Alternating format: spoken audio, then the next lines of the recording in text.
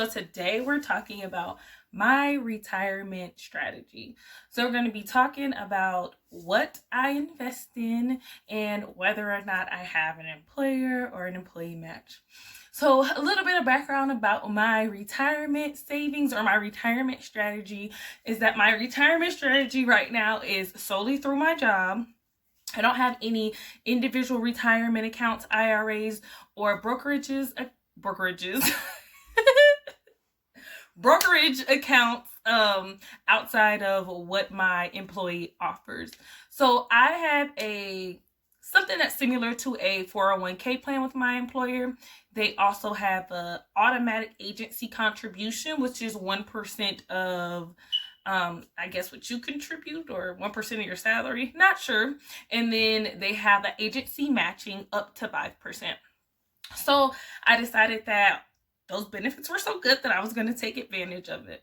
So with my 401k plan, or it's similar to a 401k plan, they have a few different options. So what they do have is these things called target date funds. And target date funds are funds that are allocated with the intention of your retirement year. So for instance, if I retired 30 years from now, my target date fund would be in 2050, and they would take my money and invest it in an allocation that they thought was suitable for me in the long term in the next 30 years. I hope that was easy to understand, because that's the easiest way I could say it, guys. I did another video and it wasn't good. So I was like, no video time. Anyway, so those are a little bit about target date funds. So it's when, again, the fund or the fund manager manages your mix of allocations, and generally it changes year to year with, you going on in retirement age. I myself don't invest in those. I don't invest in target date funds just because I believe that while they are good for some people, me being a young person, I'm most concerned with growth and aggressive growth. And as a result, I want my investments to mirror that same mindset.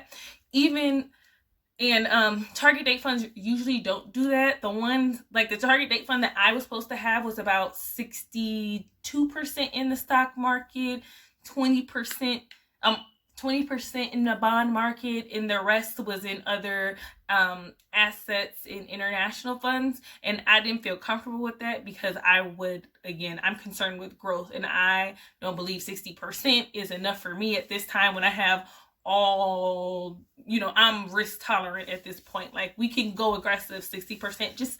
It doesn't seem aggressive to me. It seems like that's a D in school. I aim to please. So anyway, I decided not to do that, and instead I allocated my own money into 3 specific index funds. The first one is going to be the common stock large cap index funds. And to put it simply, I invest in the stock market, and 80% of my investments are in the stock market. So this is where the majority of my money is. And this is why it would be considered that's why I would be considered an aggressive investor, because people who invest over 80% of their investments, or generally invest 80% of their investments, are considered to be aggressive investors, versus those who do 70s moderate, 60 is more conservative. So yes, I invest 80% in the stock market, and then I invest 10% in the small cap index funds, and 1% in the and 10% in the international funds.